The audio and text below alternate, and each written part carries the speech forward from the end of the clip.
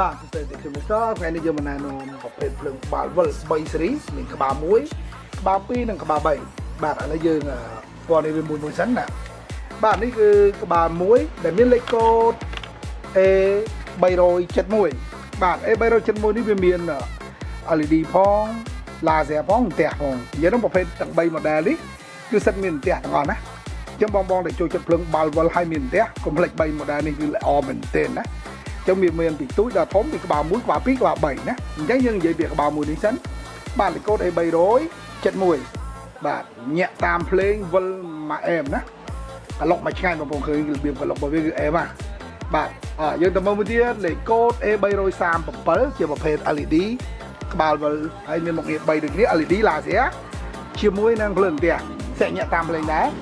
បាទនេះលេខកូដ A337 ណាបាទណោះយើងទៅមើលមេវគ្គចាប់យើងមួយទៀតគឺ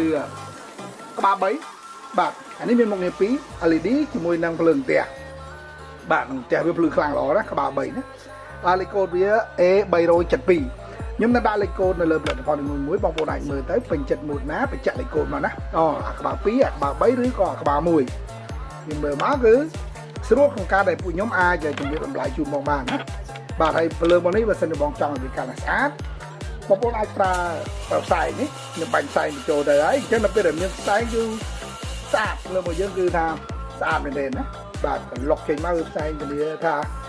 ពេញចិត្តតែម្ដងអញ្ចឹងអ្នកដែលចូលចិត្តប្រភេទក្លុកគឺអត់ខកម្ដងទេណាក្បាល1ក្បាល2ក្បាល3អូស្អាតមែនទេណាបាទហើយប្រភេទនេះគឺsẽញាក់តាមភ្លេងបងអាចប្រាប់បានច្រើនសម្រាប់កម្មវិធីរបស់យើងជួបជុំអីគឺក៏បានសម្រាប់ហាងសម្រាប់អីក៏បានដែរណាបាទចេញមកគឺអែមណាបាទនេះក្បាល1ក្បាល2ក្បាល3បាទអូខេអរគុណច្រើនបើសិនបងប្អូនមានចំណាប់អារម្មណ៍អាចអញ្ជើញតាក់ទងខ្ញុំតាម Telegram